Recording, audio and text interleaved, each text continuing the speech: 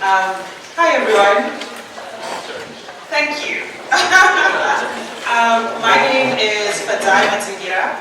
I'm a director in the ethical and humane use of technology of tech at Salesforce. And so what that means is that I write policies to make sure that Salesforce technology isn't being used to facilitate harm.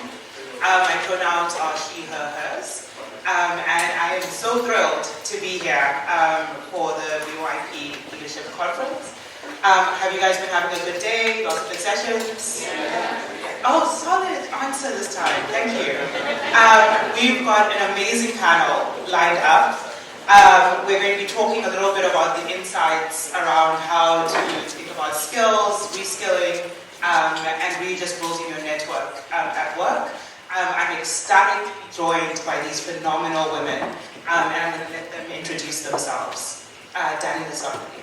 Hi everybody, my name is Danny Lee. I head up the Enterprise Corporate Sales team with UKI for Tableau, which is part of the Salesforce group.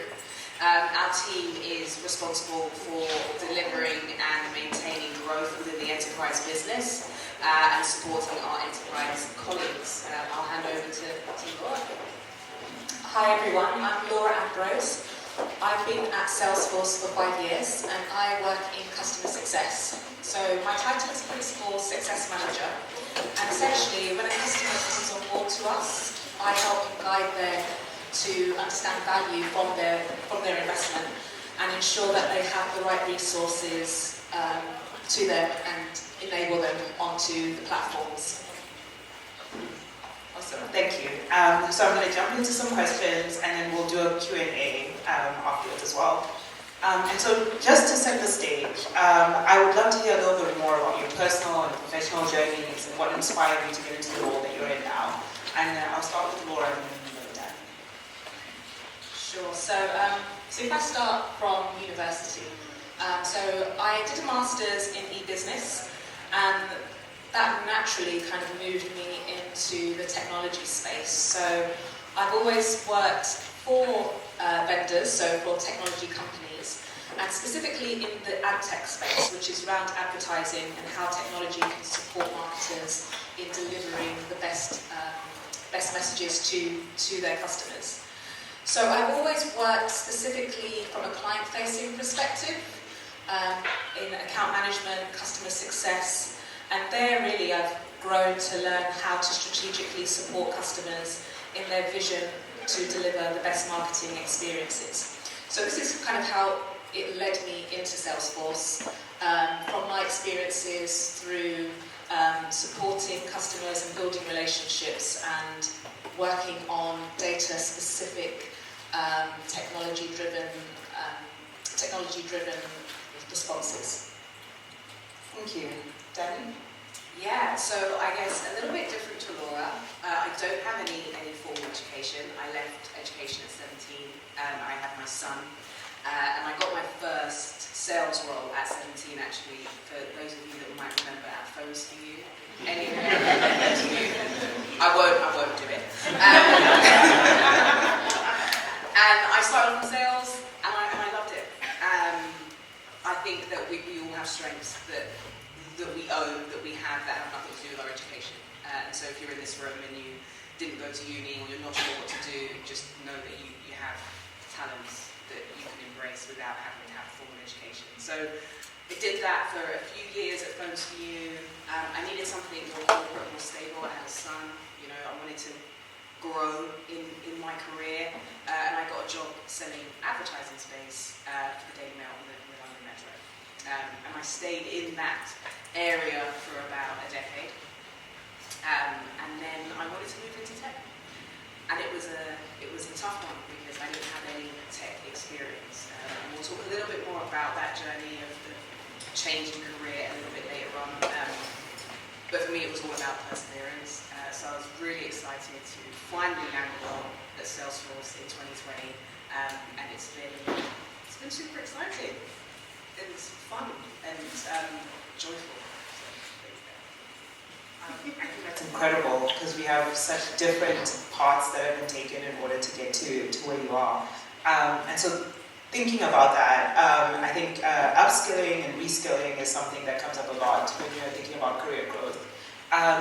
Let's start with Danny about where you've had career gaps. How has reskilling or upskilling helped you? Yeah, sure. So I think focusing specifically on how I managed to move into the tech space, the first thing I would say is don't be afraid to take the first step. There will be job postings and you don't tick all of the boxes. And in fact, that's one of the biggest letdowns for female candidates. They do not meet all of the criteria, so they decide not to apply. I think I hit about 30% of the criteria for the role that I have now, but I applied because what I knew that I had was some strengths that I could deliver. I could add value to this team that I was coming in to lead, and I was confident in that. It took me about 4 years to land my role at Salesforce. 21 applications, I checked on workday. 21 applications and 5 interview cycles. But I learned something from every single interview.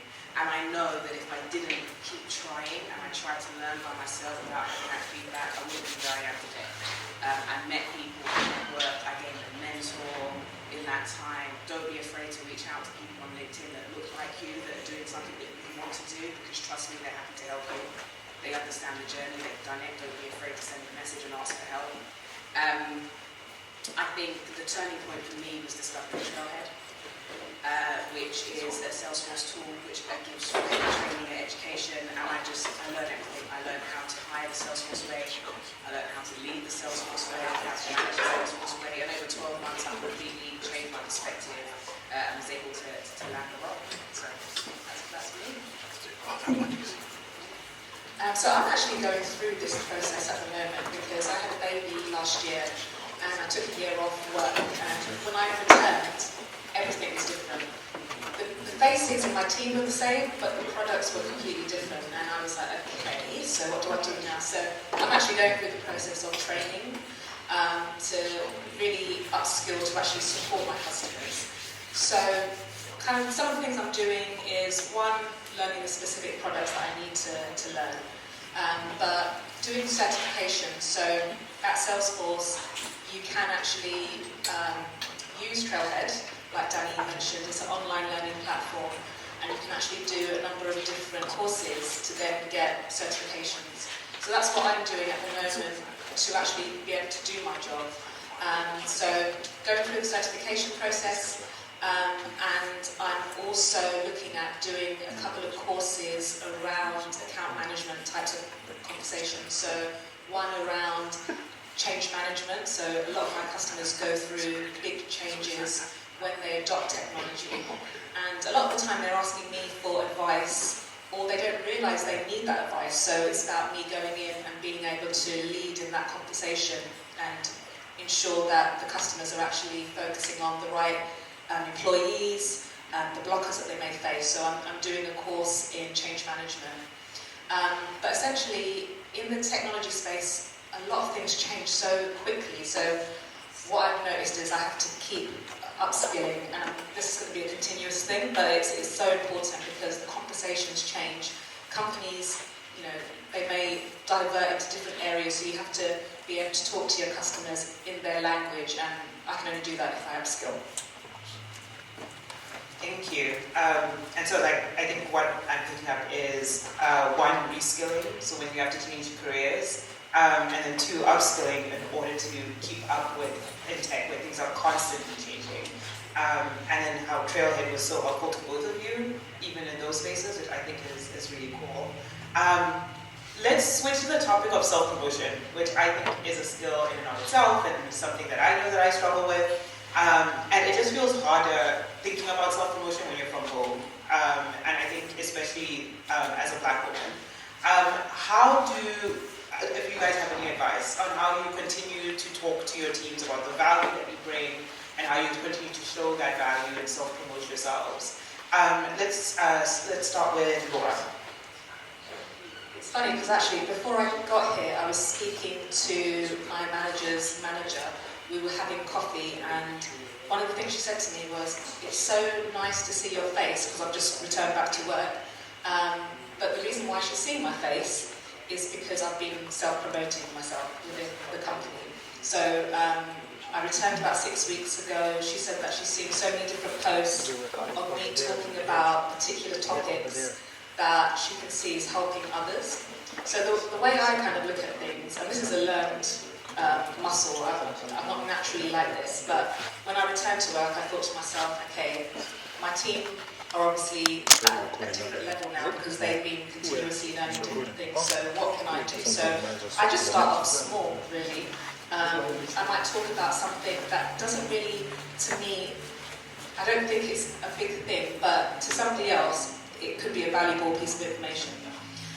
So I'm always constantly posting about something I've learned through a customer or a conversation I've had and the key things that I've learned from it and how others can implement that type of conversation. I tend not to try and wait for the big thing. So, I've got a new customer and they've hit X amount of ROI, because that takes so much time. And I think that if you continuously talk, utilising LinkedIn or we have internal tools like Slack, which is a collaboration messaging tool.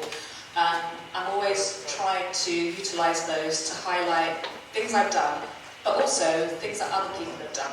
So if I've sat on a meeting with somebody else, I congratulate them to say, excellent job, and the reasons why it was excellent was because you delivered X, Y, Z. Guys, check this out. And a lot of people start having conversations about it. So it's initiating others' achievements, lifting them up, but also lifting myself up. So my message is to continuously do it, and then people start to recognise that and recognise you as a leader. Thank you. Danny? I totally agree with what Laura was saying. I think those small incremental wins, we call them themselves, that result in a massive impact is super important to highlight, especially when you're leading a team. For me and my team, we talk about gratitude and success being contagious. And we are always promoting each other. And what I try to do at the end of each week is talk about the things individuals have done that are not blatantly obvious as successful. Really focusing on how we treat people and how we support people and celebrate that. Looking at the role we play in our individual teams that result in a positive impact. And that then drives them to do the same. And I find that when your team is praising each other, that they will always usually end up praising you for your contribution in their success. And I think there's no better way as a leader to self-promote than a happy, confident, successful team. On the point of self-promotion, though, it's something that I struggle with.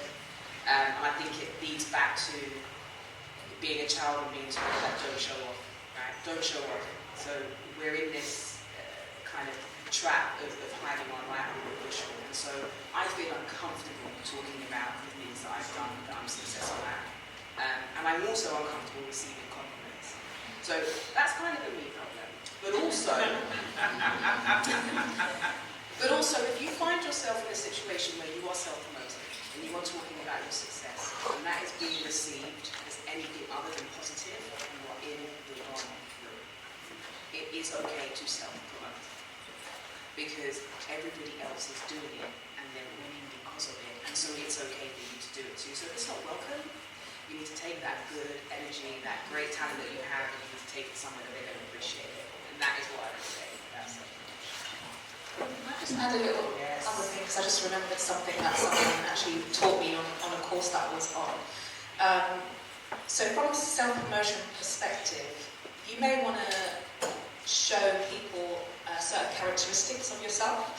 And what I was told was try and always emphasize that in a conversation. So for example, if you're in a meeting, you might want to tell people that you are a good listener or you're resilient. So within your conversation, you should say something like, well, I'm a resilient person, therefore, X, Y, Z, or I have great listening skills and this is why. So I have tried to do that. I don't always exercise those muscles, but essentially I was told that always add in the things that you want people to remember you by, and continuously do that in your talks with customers, in your sales pitches, in your daily conversations. So when people think about you, they're like, Laura is a resilient listener, who's good at sales or whatever the case may be. So that was a tip that I was taught by our leaders in Salesforce. I love that. And just, I mean, sorry. Yeah, no, You're a child. no. So, This is exactly what this is for. do you feel more comfortable when you do that in a conversation rather than saying, I did this really amazing thing? Is it easier? Because I haven't tried, I'm going to try it now. To be honest, it's a bit uncomfortable, Yeah. but I can now see when people are doing that. So I can see when I'm in a room and someone's actually doing it, and I'm like, okay, I know what you're doing. Or in their LinkedIn post, they've got keywords, and again, I remember that person as, oh, you know, they're the top salesperson in their org, you know, X, Y, Z, and you start thinking of them in that way, and then I think that's a leader who's dominating the space, X, Y, Z. So I found it quite hard, but I know it's essential. And if you can start to develop this now, then I think you're going to fly in the future. I'm going to do it. Oh, okay. Please report back. No, but I think that's exactly right. And it's a comms technique as well, like the buzzwords. There's some great, probably also on Trailhead, but there's some great online courses that will show interviews by leaders, and then they'll highlight the buzzword that the person says. And whenever I've done comms, the first thing the comms team tells me is like, these 3 words, you need to say them at least 5 times in the first 10 minutes. And so I'm like, cool, and then you say it over and over. And so it's the same thing, like, and I think that's a really good, and so what I'm picking up, because I do think self-promotion is really, really important, because I struggle a lot. And when I do have to write the LinkedIn post or the Slack message, I'll write it, then I'll go back to the beginning, and then I'll rewrite it. Like, where did I use we? Where did I use contribute? Where did I use facilitate? And then change that to I led, I coordinated. And I'll redo that like 3 times before I post it, because my natural instinct is not to do that. So really trying to push yourself to do that. So what I've gotten out of this conversation is thinking about like, do the incremental learning, the incremental successes as well. So even if it feels small, talk about it. Raising awareness of other people's achievements is also an opportunity to really show that value. So helping others promote what their successes also means others will highlight yours. Gratitude and success is contagious, and I love that. And it is okay to self-promote. If you're in a space where that is not welcome, you're in the wrong space. So great. Okay, so let's talk a little bit, since we're talking about achievement. They say that mentors can help you skill up, but sponsors help you move up. I've struggled with this idea in the past, understanding the difference between a mentor and a sponsor and whether they are helpful, and I've made a lot of mistakes in that space. I would love to understand from you both, like, what's the key difference between mentors and sponsors? Why are they important in our professional journeys? And I'll start with Danny and then move on to Laura. Sure. I think I was once told that mentors talk to you and sponsors talk about you. For me, a solid sound. The first thing I'll say is that there's immense value in both mentors and sponsors. I think the first thing to do is understand that you need a mentor and you need a sponsor. So the first is, what are you trying to achieve? And for me, the mentors that I have are people that I have identified that have skills that I don't have. They are successful in areas that I want to be successful in, and not necessarily just skills, but I have a female mentor who is highly confident, and I want to be able to emulate that, and I want to know how she brings that to the table, and we talk about that. And then I have somebody else who's supporting me with operational excellence and how to become operationally excellent in our current role. But a sponsor is someone, and how to identify them, this is a person with influence. This is a person that can get you in a room, that can help a decision be made in your favour. And how I've identified them in the past is by speaking to my leaders and understanding who in that room is the person that really makes a decision. Who is the person that people listen to when they say something, and then I find a way to get in front of that person. So if my manager's presenting to a panel, and that person's going to be on the panel, I'm going to support him, right? If someone on my team is doing something excellent and I've identified another sponsor who could help them, I make sure that that sponsor finds out what my person is doing, right? And even if that's a networking event, I'll go, did you hear about about this deal? Did you hear about this project that so-and-so is doing?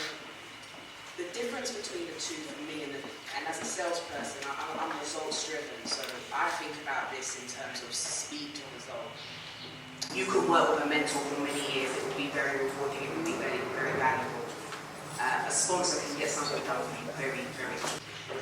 If you're about to go into an interview panel, if you're about to request budget for a business plan or something, a loan that you're trying to get, a sponsor can do something for you quite quickly by having one conversation, by leveraging, their influence. That a mentor can help you prepare for getting into that meeting, and I think that's the difference between the two. If you see someone getting things done that it looks like other people can't get done, that person could be a sponsor because that person has influence. And at the end of the day, that's what we need to leverage, because in a lot of rooms right now, I don't mind coming to them, in a lot of rooms right now, we may not have the influence. Thank you. So just while I remember it in my head, just leading on with sponsors. So I lead a Black network and we have sponsors. But there was an example that just popped up in my head where the sponsor that we had at the time really leveraged their influence. So there was an instance where I was trying to talk to a number of different people to move forwards with an initiative, and I just kept being put round and round in circles, and everyone was saying, oh, no, I can't do this, or I'll get back to you, and then they don't get back to me, and then I have to try and remember, okay, now I need to chase again, and it was going on for a long time. So I had a meeting with the sponsor, and I explained what the situation was, how I felt, etc., etc. So he was like, oh, just put me on the email, don't worry about it. I was like, okay, fine. So I put him on the email, and literally within 2 minutes, someone responded.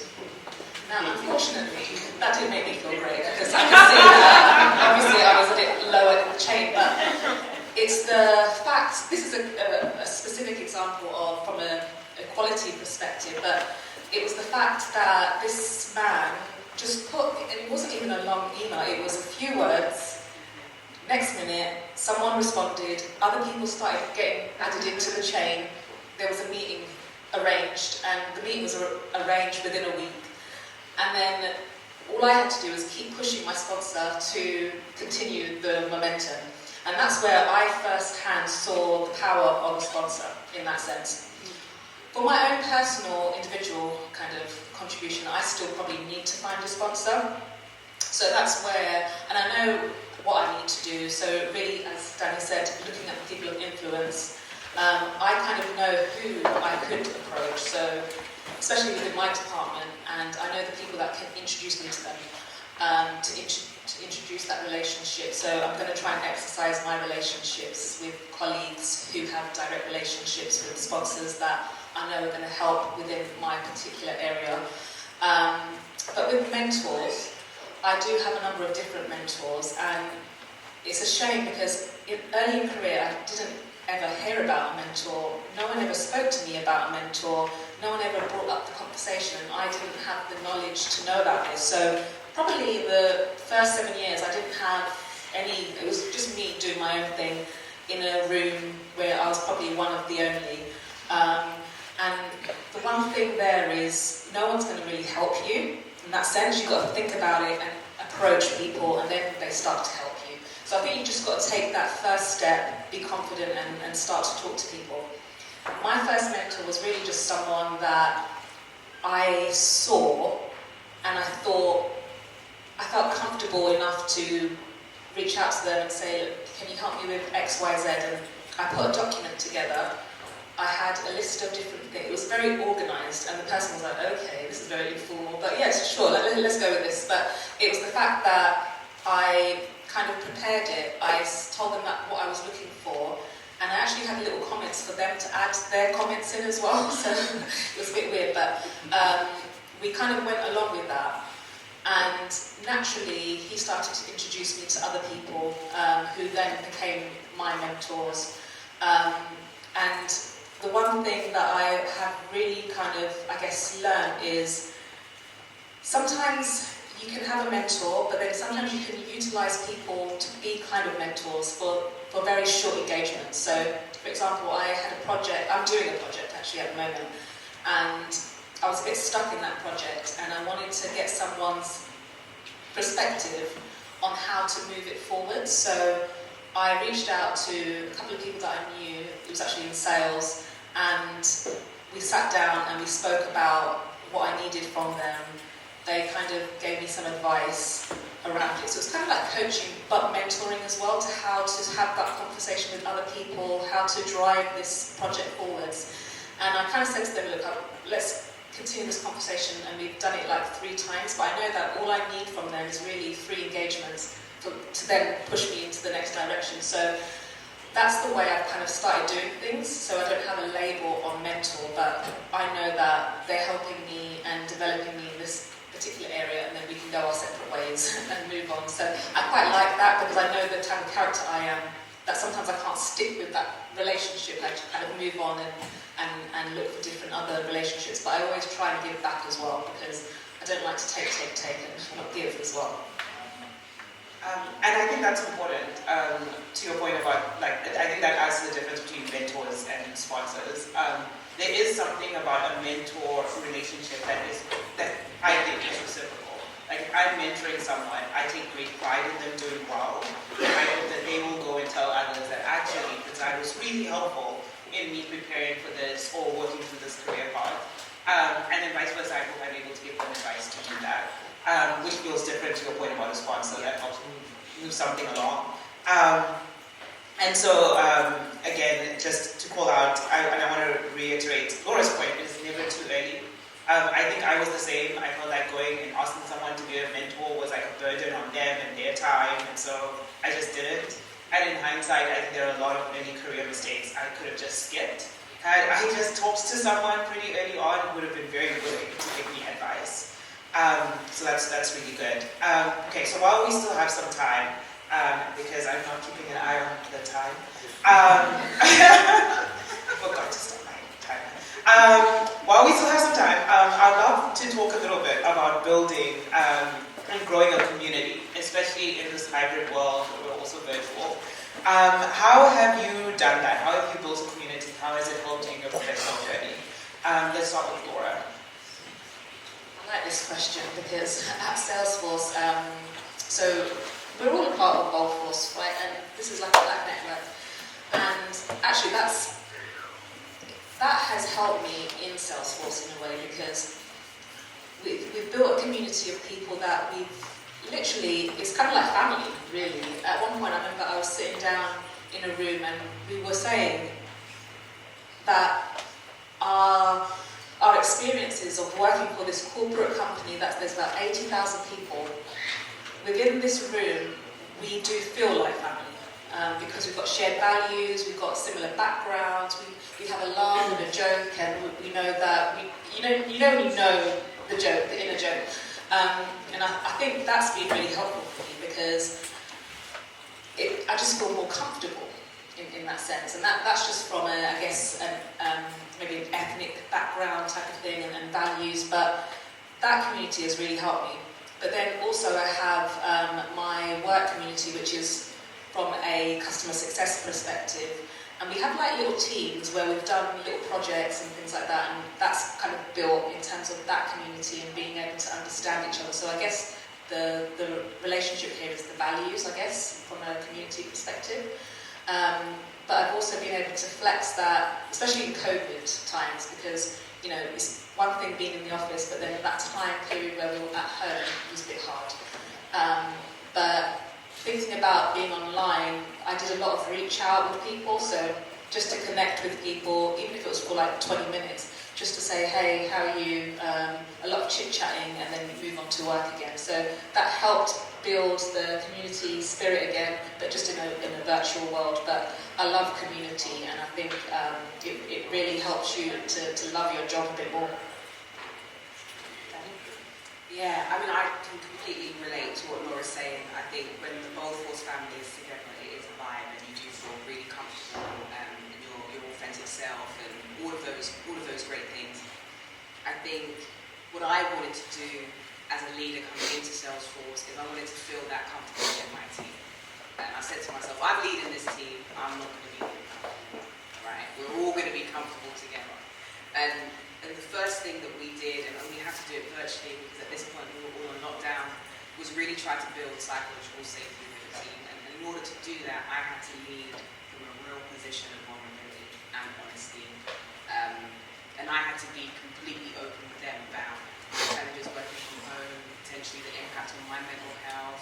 You know, my son, he's 13 now, and he's driving me crazy. So talking about these things, right? So they felt open talking about it. And then in the same way, when they were having challenges with other teams that they were working with, internal stakeholders, saying, how was today? Don't tell me it was fine. It's never fine. Tell me exactly what's going on. And we've just built this environment as a team where I can say anything to them, still lead and still have their respect, but I can share anything with them and vice versa. And for me, that's community, that's family, that's leading from a position of love. That's giving them safety and space. And again, people want to work on my team now, right? Because they want to feel how my team feel. So can we make that contagious? Can we spread that a little bit wider so that people feel more comfortable? To me, I want to feel as comfortable as some white men feel at work.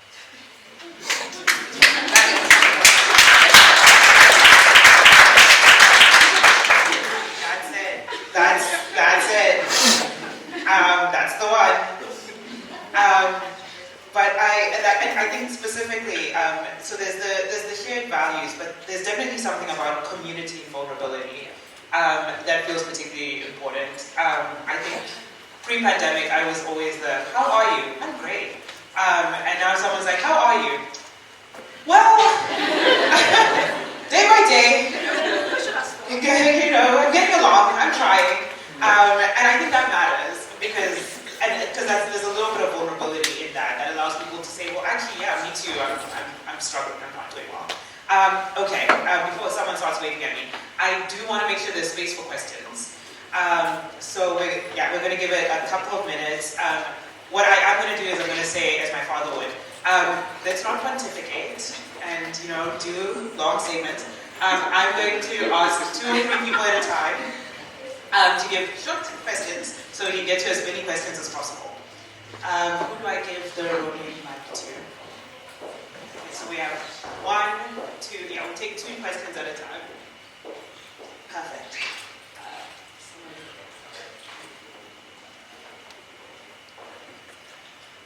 So my question is, Introduce yourself. oh, sorry. Hi, my name's. There we go. Hello everyone, my name's Ada.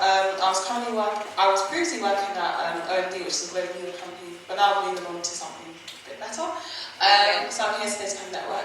But my question for Danny is, you said that you moved over to tech, so how did you manage to navigate that sort of move, and what helped you to sort of get to your position that you're in today?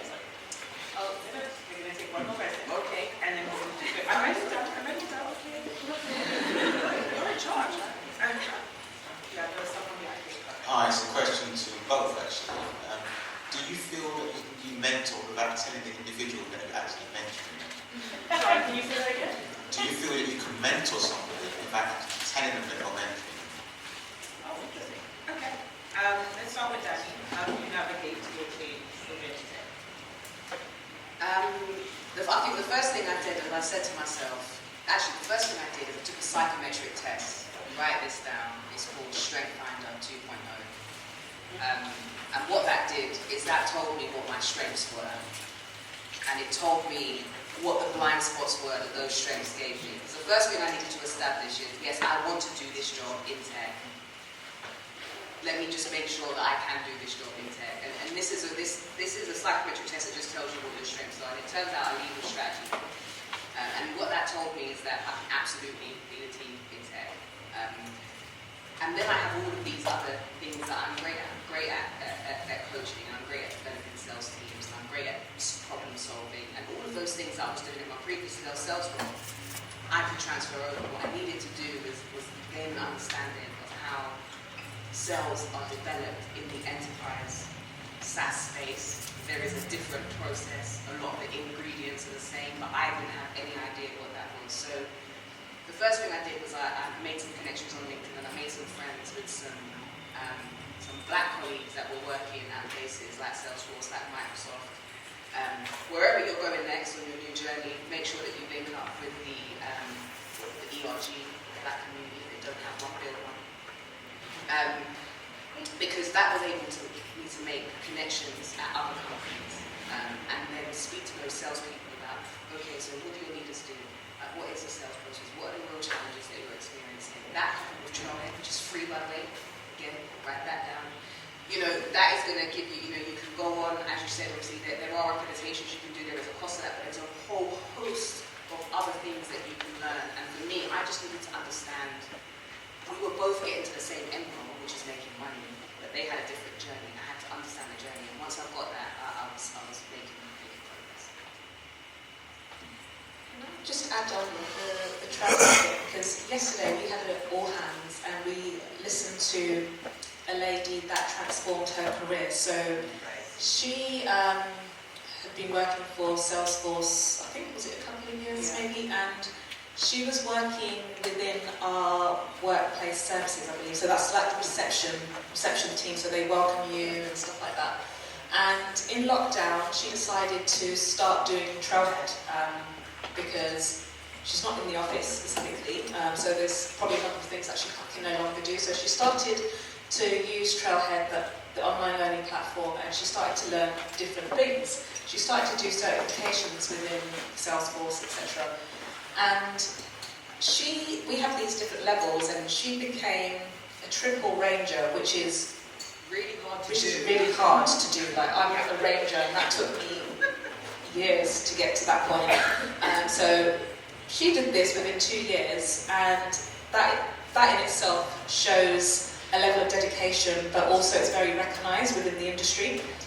So, cut a long story short, after all of this, she actually got offered a job in sales. And it's hard to get a job at Salesforce. So for the fact that she didn't have the background of it, but she utilised this platform to learn, that really inspired me. So I actually reached out to her last night just to congratulate her, but to also say, you've inspired me to do this. So now I'm going to sit back and think, what direction do I want to go in? I'm going to use Trailhead. I'm going to actually get her to give me a bit of advice as well, because she's done it. And at some point I would like to pivot my career as well, because I've obviously worked in the customer space for a long time, but I think there's other areas that I can now develop. So I think utilising these types of people that inspire you is actually also beneficial. Thank you. So, if I understand the question correctly, can you mentor someone without telling them that you're mentoring someone, that you're mentoring them? Yeah. Yeah. I don't know how to take one off. Yes, you can mentor someone without telling them you're mentoring them. And if you're in leadership, that is what you're doing. You are coaching people without telling them that you're coaching them. Every single conversation is a coachable conversation. I guess the question to you is... sorry? Oh. Do you want the mic? Yeah, please, let's So precisely what you say, I'm in a leadership role, but for Hayes, I'm in recruitment. Okay. I used to work for Total Jobs. Did you? Yeah. Fired. No, so I've got a team of about 11. So I'm in a fortunate space of hiring and firing, not too much. But there's an in particular individual where he needs that extra attention. Bit rough around the edges, but can do the job. Yeah. So I'm mentoring him in a way that we want him to understand that I am mentoring him, but without telling him, because I want him to see what I'm trying to do for that individual without him feeling away, if that makes any sense. So yes, day to day, yes, I am mentoring the team, as it were, but there's that next level. This person's just passed their probation, and I wasn't too sure if I should pass because of the roughness of that individual who's come into the team, but that person is delivering. So I'm thinking there is something there, and I want to encourage and promote that person to be confident, ask the questions, and I'm doing a lot of it more than I'm doing with the others, to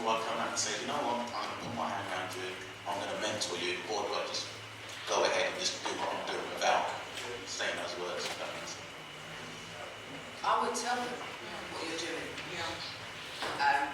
Maybe you're the first person that saw his potential or her potential. Maybe you're the first person that recognized it. I worked with a mentor for all of 11 days. You kind of remind me of him. Anyway, his name was Tony JJ. He changed my life. Is he your cousin? No. Oh, no. That's amazing. No, he changed my life in 11 days by telling me he saw something in me. And he said, you're bigger than this. 11 days. No, not at all. And then just before we close out, I would also recommend, not just to leaders, but to everyone else, there's a book called, Radical Candor, How to Be a Better Boss. And that book talks a lot about how we think about constructive criticism from a place of love. I think it is love to reach out to someone and say, I see you struggling, and I want to help you. I don't want to just fire you, I don't want to just kick you out. I want to help you. And I think that means a lot more than someone who's trying to figure out quietly how to help. So I would recommend everyone read that. My first mentor bought that for me, because she was like, you need to know what a good boss looks like. But anyone who's in a leadership position should also have that. Can I just add one thing? Because there's something that I do within my team that my managers have given to us. And on a monthly basis, we do feedback. So it's in a one-to-one session. It's a one-to-one session. We have a slide up, and there's certain questions. The first question is, what have I done? What have I done good at? Or what great things have I done? So I explain to my manager all the great things that I've done and why. And then there's the other bit that I talk about what I need to develop on. So I need to recognise in myself what I need to develop. Then I give her feedback as well. So what was she good at? What does she need to develop as well from a relationship? It's a bit uncomfortable sometimes, but from a relationship perspective. And we do that month on month. We keep a track of it, so it's in slides. At the end of the year, I reviewed that before I went on maternity leave to remind myself of my strengths. So I could pinpoint all the strengths, the feedback she gave me as well. And when I returned to work, we had a meeting to say, okay, Laura, what's your strengths? And I just pulled out this document, just did a few highlights and said, well, we discussed that my strengths were X, Y, Z. And that actually helped me to develop and grow as a person. So I think you could try and implement that type of initiative. So I'm getting the stares from the facilities team, so I need to close this down. But thank you so much to everyone for being here. Thank you to Laura and Danny for your insights today. This was